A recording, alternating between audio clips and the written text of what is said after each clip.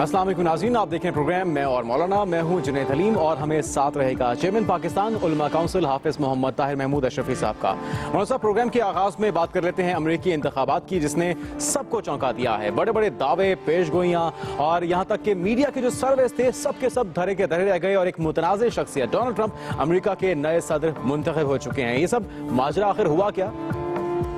بسم اللہ الرحمن الرحیم، نحمدہ ونصلی ونسلم علی رسولہ الکریم، اما بعد۔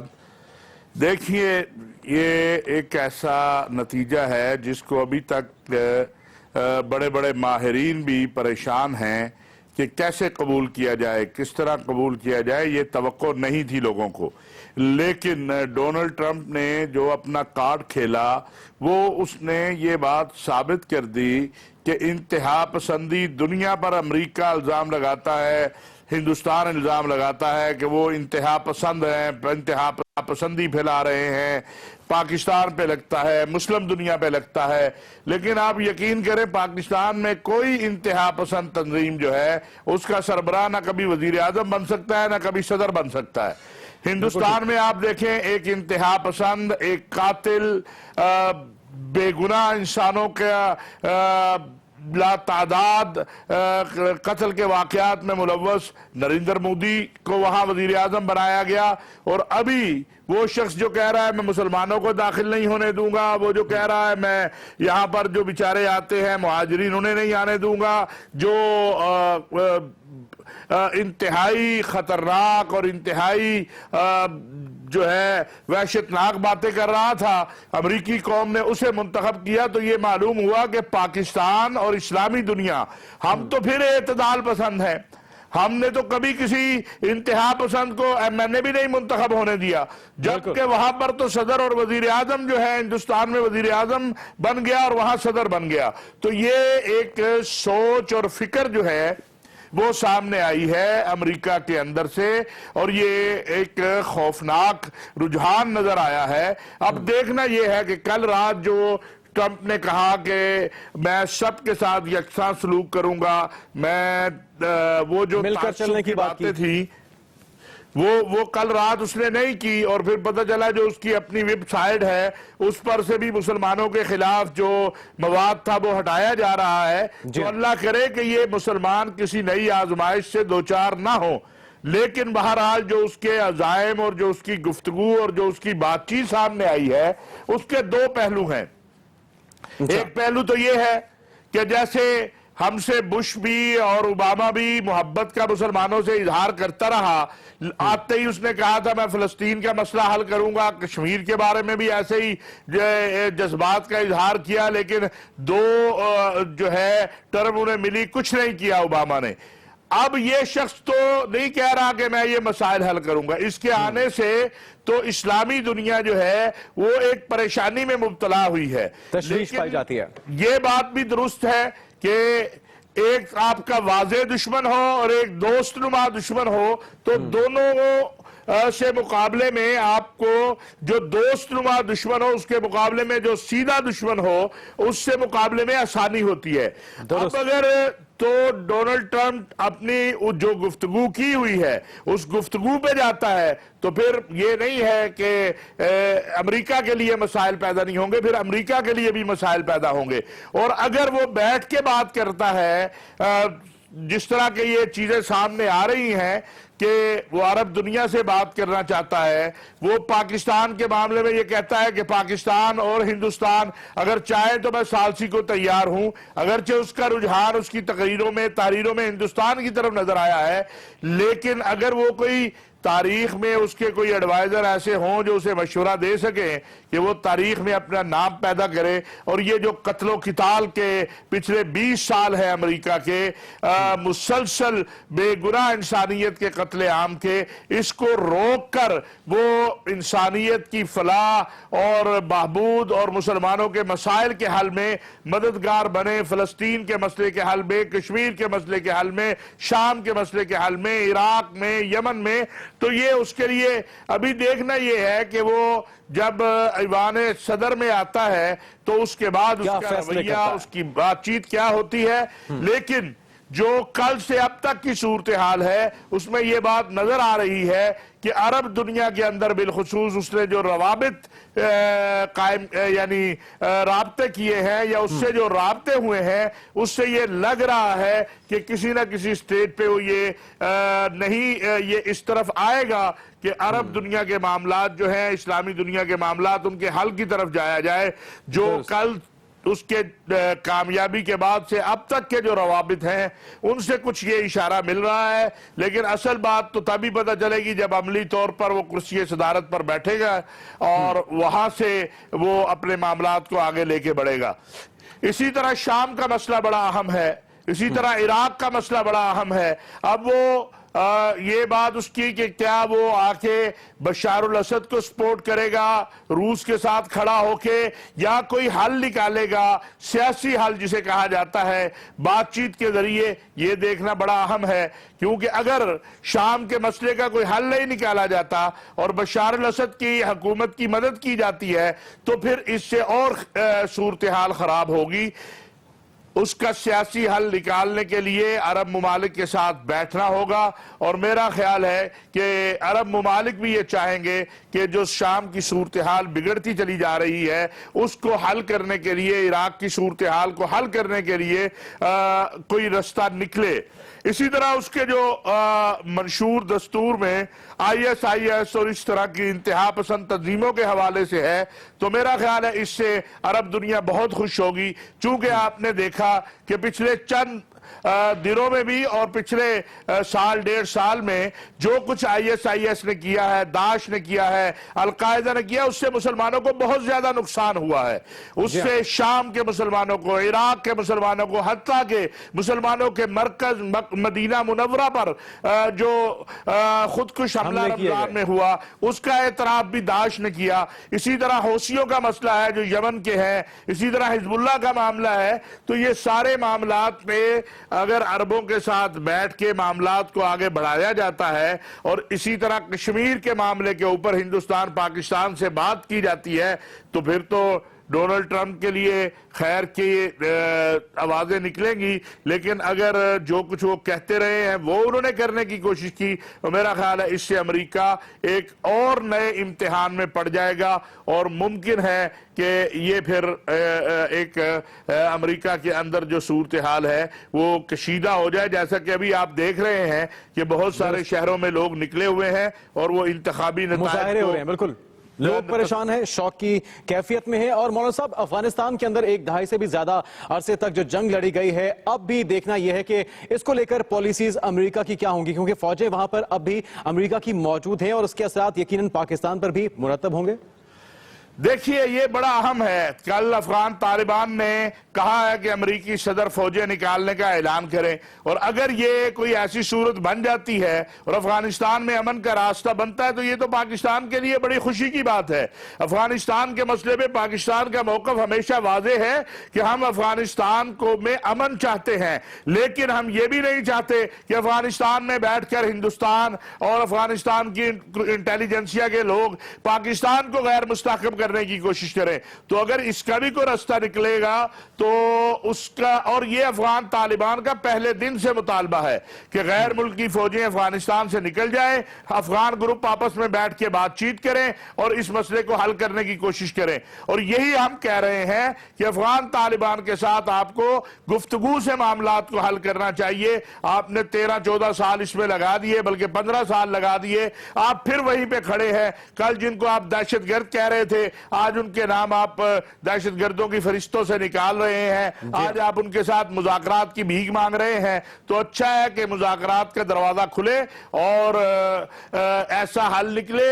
اس خطے کا امن جو ہے افغانستان کے امن سے مشروط ہے اور افغانستان کا امن تبھی آ سکتا ہے کہ جب وہاں پر جو گروپ ہے وہ آپس میں بیٹھے اور معاملات کو حل کرے. جی ہاں, اور ڈراؤنا خواب کہا جا رہا ہے کہ جو امریکیوں کی جانب سے دیکھا گیا سچ ہوتا دکھائی دے رہا ہے کیونکہ ڈونلڈ ٹرمپ کو صدر منتخب کر لیا گیا ہے. اس پر اور دیگر اہم ایشوز پر بات کریں گے ناظرین ایک بریک کے بعد.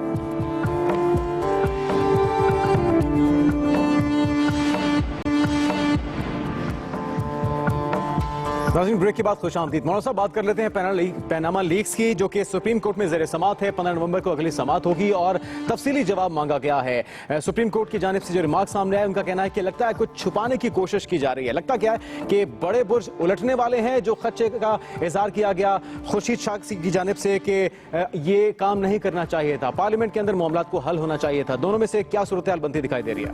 नहीं, खुर्शीद शाह साहब तो ये कह रहे हैं कि ये मुस्लिम लीग नवाज के लिए फायदे की बात हुई है और इससे मुस्लिम लीग नवाज, मियां नवाज शरीफ साहब की फैमिली, उसको फायदा हुआ है। वो ये नहीं कह रहे कि इससे, लेकिन अगर देखा जाए कोर्ट ने अगर एहतसाब का दायरा कार शुरू किया तो फिर मैं हमेशा कहता आया हूं, आज फिर कह रहा हूं, सख्त जान की ये इत्तला है कि अगर एहतसाब होगा तो सबका होगा, और अगर सबका एहतसाब होगा तो वो बहुत सारे लोग जो कल तक खुश थे अब खुश नहीं हैं। वो कल तक जो नारे लगा रहे थे, जिनका ये ख्याल था कि इस मामले में सिर्फ शरीफ फैमिली फंस जाएगी, अब वो भी परेशान है कि अगर ये मामला आगे बढ़ा तो फिर क्या होगा। और अगर हकीकत हाल में पाकिस्तानी कौम तो चाहती है सबका एहतसाब हो, खाली शरीफ फैमिली क्यों, वो सारी फैमिली है, वो सारे अफराद जिन्होंने इस मुल्क को लूटा है, बैंकों से कर्जे लिए हैं, खा वो उन्होंने कब्जे किए हैं, खा उन्होंने सरकारी प्रॉपर्टीज को जो है बेचा है, उन सबको एहतसाब के दायरे में आना चाहिए। और आगाज चूंकि वजीर आजम पाकिस्तान के सरबराह हैं, उनसे वो तो हो गया। अब देखना ये है कि जो शरीफ फैमिली का जवाब है, जो मियां नवाज शरीफ साहब के बच्चों का जवाब है, उसको किस कदर कबूल करती है अदालत और उस पर क्या होता है। मेरी जो जाती जराए हैं वो ये बात कह रहे हैं कि बहुत हद तक मुस्लिम लीग नवाज और बिलखुसूस शरीफ फैमिली मुतमईन है, जो कि उनके जो जवाबात हैं उस पर उनको रिलीफ मिलेगा। अच्छा, लेकिन जो वकला का कहना है, वो उनका ख्याल है कि नहीं, शरीफ फैमिली के एक या दो अफराद जो हैं मियां साहब के बच्चों से हटकर, जो बेटे हैं उनके, क्योंकि वो तो सियासत में है नहीं, वो तो कारोबार कर रहे हैं, एक सऊदी अरब में और एक लंदन में, उनसे हटकर जो है उनके फैमिली के एक दो अफराद जो हैं वो नाअहल हो सकते हैं। और अगर ये मामला होता है तो फिर क्या होगा। लेकिन नवाज शरीफ साहब के हवाले से कोई चीज ऐसी नहीं कही जा सकती, जिस तरह हम सुन रहे थे, देख रहे थे, एक बहरहाल शोर मचा था। मेरा नहीं ख्याल है कि उसमें कोई कामयाबी होगी कि नवाज शरीफ साहब भी घर चले जाए। और अगर ये होता है तो फिर कौन कौन घर जाएगा, ये एक बड़ी लंबी फहरिस्त है। पाकिस्तान की सियासत में कितना बड़ा खला आएगा अपोजिशन की तरफ से, हुकूमत की तरफ से, फिर बहुत अजीब गरीब सूरत हाल हो जाएगी। लेकिन ये बात जरूर है कि अब ये देखना, ये अदालत का काम है, अदालत इस पर अपनी जो भी राय देगी। अब पीपल्स पार्टी, हमने पिछले प्रोग्राम में कहा था कि पीपल्स पार्टी अदालत के मामले को नहीं मानेगी, उस तरफ नहीं जाएगी। आपने देखा कि उसके बाद से काम शुरू है। पीपल्स पार्टी कह रही है कि नहीं जी, हम तो अदालत के, पीपल्स पार्टी एक रास्ता तलाश कर रही है कि अगर नवाज शरीफ साहब को अदालत से बरीउज़्ज़ुम्मा कर दिया जाता है तो फिर पीपल्स पार्टी क्या करेगी। पीपल्स पार्टी उसके लिए अपनी प्लानिंग कर रही है। और मैं आपको बताऊं, फिर पीपल्स पार्टी के पीछे एक बार फिर ये सारे आगे खड़े होंगे जो अब अदालत में भी गए हुए हैं और अदालत के अंदर भी खड़े हैं। एहतसाब अगर होना है तो सबका होना है, ये नहीं होगा कि सिर्फ नवाज शरीफ साहब या उनके बच्चों में से किसी को पकड़ लिया जाए और बाकियों को छोड़ दिया जाए, ये नहीं होगा।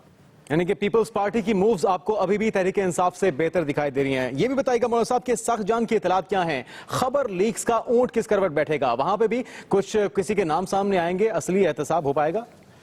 देखिए, बात यह है कि ये सबको पता है कि किसने खबर लीक की है, कौन किसको खबर देने वाला है, ये जानने वाले जानते हैं। वो चाहते ये हैं कि कौम को भी पता चल जाए। अब वो साहब जो यहां है नहीं, जिन्होंने ये खबर दी थी, वो तो अमेरिका में है। अब वो दो रास्ते इख्तियार कर सकते हैं। एक रास्ता ये है कि वो आगे कहें कि जी मुझे फलां ने खबर दी है और बात खत्म हो जाए। एक है वो कहे नहीं, मैं तो सहाफी हूं और मैं ये नहीं बताऊंगा, चूंकि मैं अपना सोर्स, मुझे कानून इजाजत देता है कि मैं अपना सोर्स जो है वो जाहिर ना करूं। لہذا میں سزا بھگتنے کو بھی تیار ہوں. اب یہ دونوں چیزیں اور تیسری چیز یہ ہے کہ یہ جو کمیٹی بنی ہے یہ اس کے سامنے رکھ دے کہ یہ شواہد ہے کہ آپ کو فلاں نے خبر دی ہے اور تو وہ اعتراف کر لے. اب یہ ساری چیزیں وہ جو صاحب گئے ہوئے ہیں امریکہ جب وہ واپس آئیں گے ان کے بیان پر موقوف ہوں گی کہ ان کا بیان کیا آتا ہے. اس کمیٹی کے حوالے سے عمران خان صاحب نے بھی اپنے تحفظات کا اظہار کیا ہے, کچھ اور لوگوں نے بھی کیا ہے. لیکن آج جو اجلاس ہوا ہے اس میں چودھری نثار صاحب نے جس انداز سے وزارت داخلہ نے بریفنگ دی اور سارا کچھ اس کمیٹی کے حوالے کیا, اس سے یہ لگتا ہے کہ اس کمیٹی کو جہاں تسلیم کیا جانا تھا وہاں تسلیم کر لیا گیا ہے, اس کمیٹی کو قبول کر لیا گیا ہے. اور میں آپ کو بتاؤں کہ حساسیت اپنی جگہ ہے, وہ رہے گی, قوم بھی جاننا چاہے گی, لیکن پرویز رشید صاحب کی قربانی جو ہوئی ہے اس کے بعد یہ معاملہ اس انداز کا نہیں رہا ہے. پرویز رشید صاحب کو جو قربان کیا گیا, میں پھر کہہ رہا ہوں, پرویز رشید صاحب کا جرم جو ہے وہ بہت چھوٹا تھا, ان کی قربانی تحریک انصاف کے رہنما نعیم الحق صاحب نے ہمیں جوائن کیا ہے, ان سے آپ سوال کر سکتے ہیں اس بارے میں. السلام علیکم.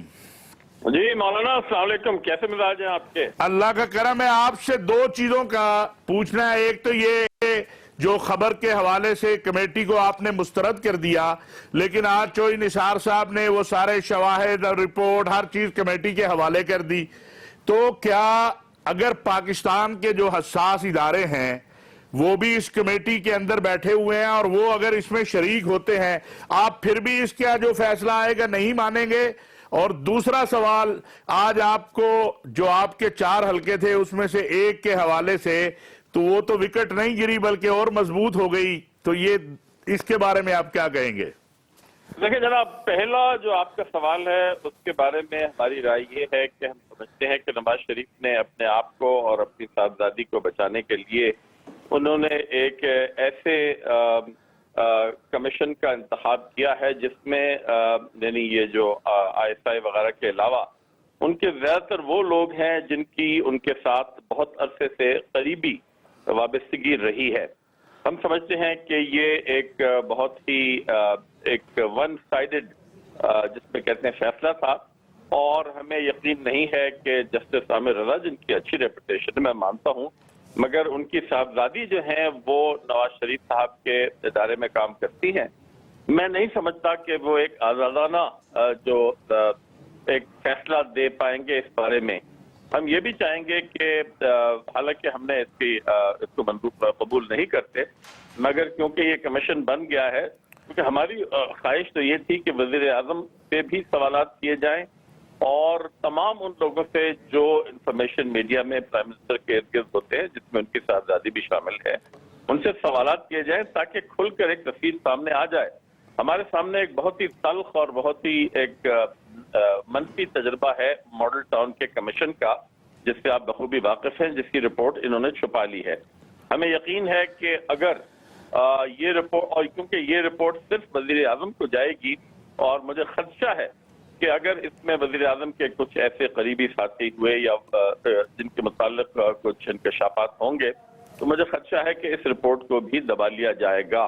تو اس وقت آپ کے سوال کے جواب میں صرف اتنا ہی کہوں گا کہ ہم دیکھ رہے ہیں, ہم اول تو اس کمیشن کو مانتے ہی نہیں, اور چودھری نثار کچھ ہی کہیں اور سیاسی جماعتوں نے بھی اس کو قبول کرنے سے انکار کر لیا ہے, کیونکہ اس کی جو ممبران ہیں, جو اراکین ہیں, ان کی وابستگی نواز شریف صاحب سے اتنی قریبی ہے کہ کسی قسم کا. اور دوسرا نعیم الحق صاحب, جو آج کورٹ کا فیصلہ آیا اسے آپ قبول کرتے ہیں؟ کورٹ کے فیصلے کو ہم بالکل قبول کرتے ہیں, مگر اس سے ایک بات واضح ہو گئی مولانا کہ کورٹ نے, چیف جسٹس صاحب نے اپنے مختصر جو انہوں نے باتیں کی اس میں یہ ضرور کہا کہ الیکشن کمیشن کی, مجھے ان کے الفاظ صحیح معنوں میں یاد نہیں, مگر انہوں نے کہا کہ الیکشن کمیشن کیونکہ اپنے فرائض اچھی طرح پورے نہیں کر سکتا, اس لیے وہ الیکشن کا سارا ریکارڈ جو ہے وہ انتظامیہ کو دے دیتا ہے, اور پھر انتظامیہ لاپرواہی یا سیاسی دباؤ کے تحت جو یہ ریکارڈ کو تباہ کر دیتی ہے، ڈسٹروائے کر دیتی ہے، ختم کر دیتی ہے، مسخ کر دیتی ہے. تو ہم سمجھتے ہیں کہ یہ جو حقیقت ہے یہ ایسے سامنے آ گئی ہے، اور ظاہر ہے جب حقائق اویلیبل نہیں ہوں گے تو سپریم کورٹ یا کسی بھی کورٹ کے لیے. بہت شکریہ نعیم الحق صاحب آپ کا. پی ٹی آئی کا موقف کیا ہے یہ تو آپ نے جانا، اور اس حوالے سے کیا آنے والے دنوں میں صورتحال بنتی ہے اس پر بھی بات کریں گے ایک بریک کے بعد.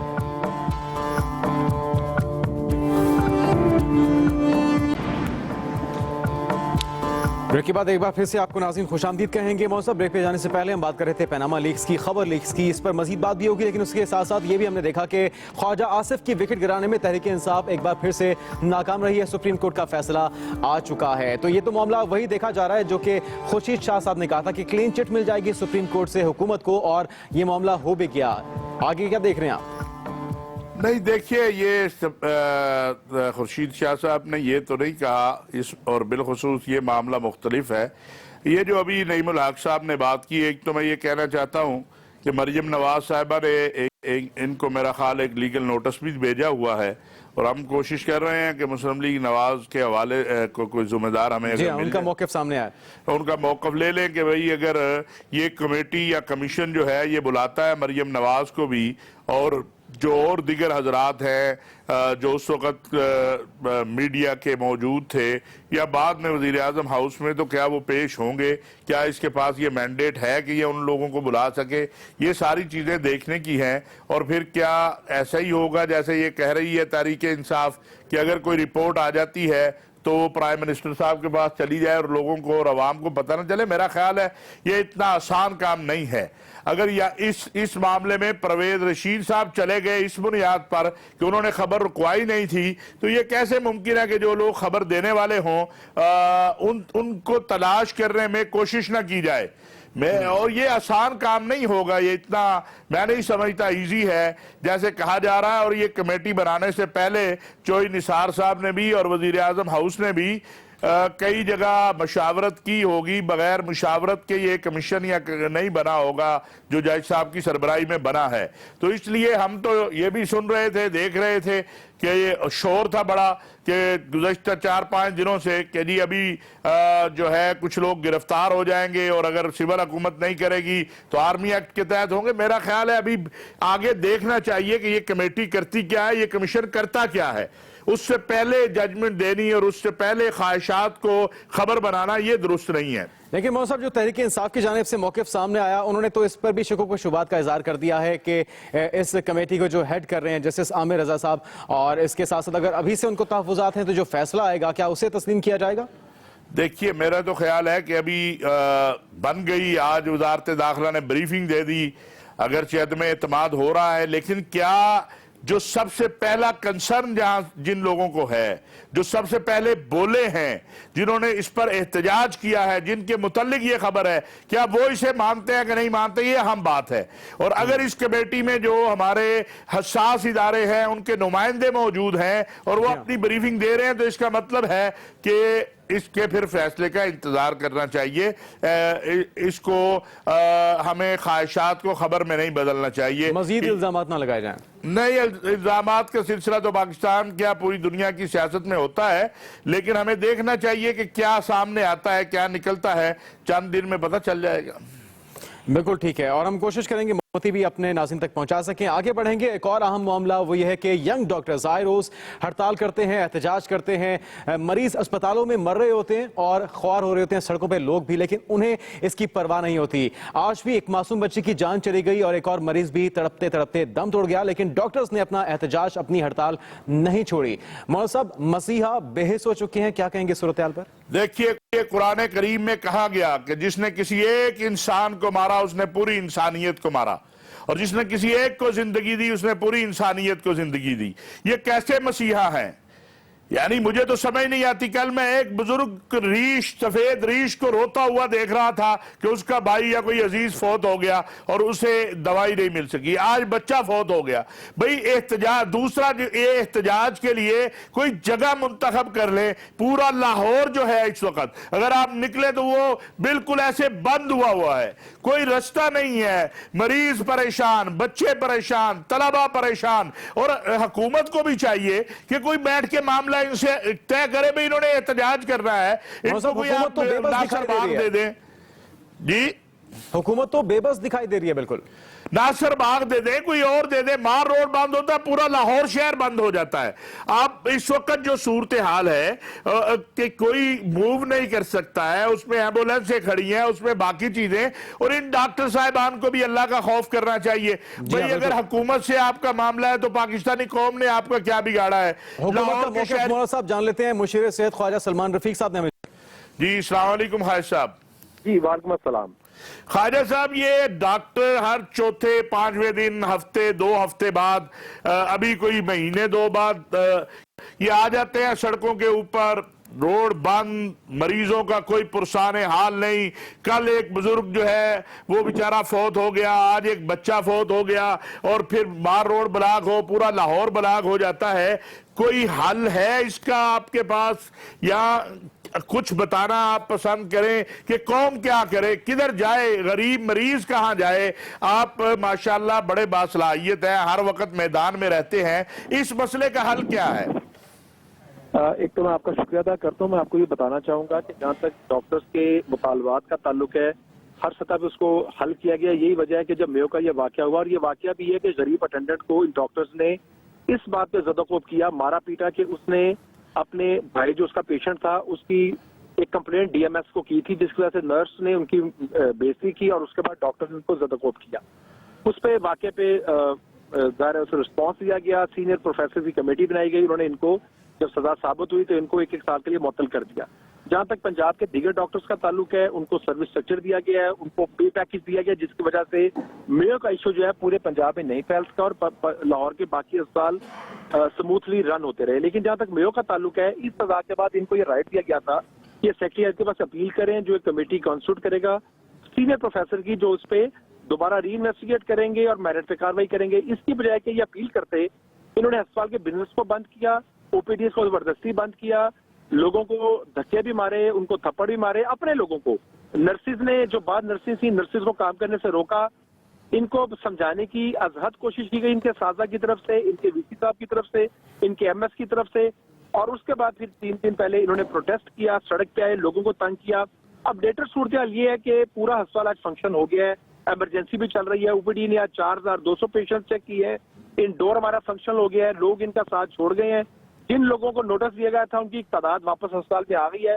یہ لوگ جو سب سڑک پہ بیٹھے ہیں، ان کو بھی ہم نے کہا تھا کہ آج رات تک ان میں وہ لوگ جن پر متعلق نہیں ہے، نئے جو لوگ ہیں وہ واپس آئے۔ جو نہیں آئے گا، چاہے وہ نرس ہے، وہ پی جی ٹرینی ہے، وہ ریگولر ڈاکٹر ہے، اس کے خلاف کارروائی کی جائے گی۔ کیونکہ اگر ہم کارروائی نہیں کریں گے تو جو لوگوں کے ساتھ انہوں نے زیادتی کی ہے، جو مریضوں کے ساتھ صاحب، پوری قوم چاہتی ہے کہ جس انداز سے یہ بے دردی اختیار کر کے بیٹھے ہوئے ہیں، پورا یعنی ان میں جن کا قصور ہے ان کو قصوروار ٹھہرائیں، اور حکومت ہے، آپ یہ جو مار روڈ روز بند ہو جاتا ہے، کوئی آپ بھی تجویز دیں کہ خدا کا واسطہ ہے، مار روڈ بند ہو، پورا لاہور بند ہو جاتا ہے، تو کوئی جگہ بنا دے جہاں جا کے احتجاج کر لیا جائے، یہ اس سے جان چھوٹ جائے۔ تو آپ کے خیال میں آج رات تک مسئلہ حل ہو جائے گا؟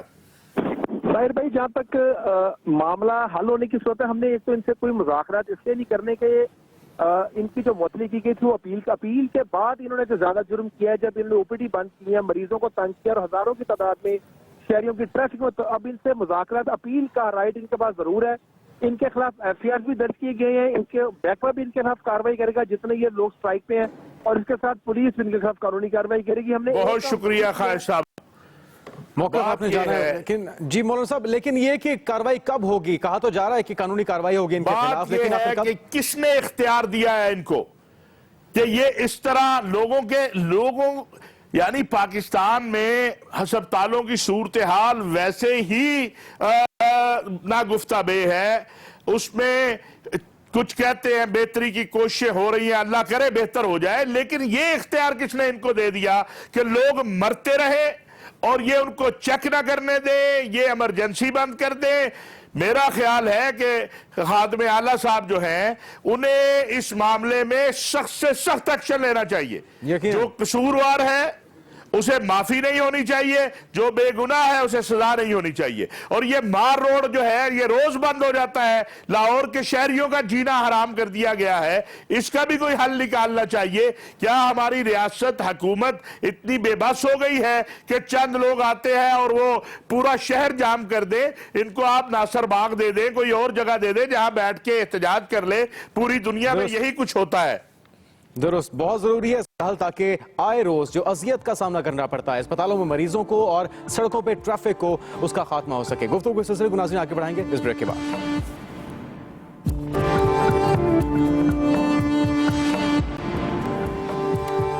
ناظرین بریک کے بعد خوش آمدید. مولانا صاحب, بات کریں گے سی پیک منصوبے کی جس پر خیبر پختونخوا حکومت نے ہائی کورٹ میں ریٹ دائر کر دی ہے.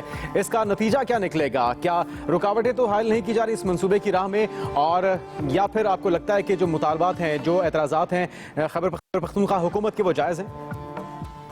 دیکھیے بات یہ ہے کہ آج میرا خیال حسن اقبال صاحب وہاں پہنچے ہیں. یہ نوبت آنی ہی نہیں چاہیے تھی کہ یہ نوبت آتی کہ عدالتوں میں جائیں اور لوگ جگ ہنسائی کریں. اور یہ سی پیک منصوبہ کوئی آپ کا آپس کا نہیں ہے, اس میں چائنا ملوث انوالو ہے, اس کے بزنس مین, چائنا حکومت. تو یہ ایک بڑی عجیب و غریب صورتحال ہے. میرا خیال ہے کہ کوئی حل اس کا, حسن اقبال صاحب گئے ہیں, کوئی وہ نکال کر آئیں گے. یعنی عدالتوں میں آج ان کا ایک اچھا بیان تھا جو انہوں نے وہاں دیا کہ عدالتوں میں نہیں لے جانا چاہیے جو یہاں سرمایہ کاری کرنے آ رہے ہیں. اور پھر چین ہمارا بہت ہی اچھا سچا دوست ہے, درینہ دوست ہے, جی درینہ, ہر مشکل میں کام آنے والا دوست ہے. تو میرا خیال ہے کہ اس پر توجہ دینی چاہیے. ہم تو اپنے اس پروگرام میں بھی اور باقی جگہ بھی متعدد بار یہ کہہ چکے ہیں کہ وزیر اعظم صاحب کو ان مسائل میں خود دلچسپی لینی چاہیے. اسفند یار ولی بھی اس پہ بول رہے ہیں, یہ ہمارے خیبر پختونخوا کے وزیر اعلیٰ بھی بول رہے ہیں, کچھ اور لوگ بھی. تو ان کو بٹھا کے ان کو مطمئن کرنا چاہیے. فضل الرحمان صاحب بھی بول رہے ہیں جس کے حق میں تو نہیں, فضل الرحمان صاحب تو اس کے وہ تو حکومت کے ساتھ کھڑے ہیں, لیکن حکومتی روٹ اور پالیسی کے خلاف جو ہے وہ اسفند یار اور یہ خیبر پختونخوا کے وزیر اعلیٰ کہہ رہے ہیں.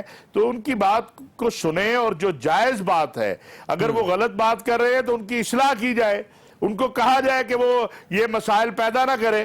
لیکن مولانا صاحب وضاحت تو چینی سفارتکار کی جانب سے, چینی حکام کی جانب سے بھی دی گئی کہ تمام صوبوں کے اندر ترقیاتی منصوبے سی پیک کو لے کر بنائے جا رہے ہیں. تو وہ کافی نہیں ہے آپ کے خیال میں؟ میرا خیال ہے کہ وہ بھی ان کو وضاحت پر بیچارے کیا مرتبہ کیا نہ کرنے والی بات ہے کہ اب چائنا کو بلا وجہ متنازع آپ بنا رہے ہیں.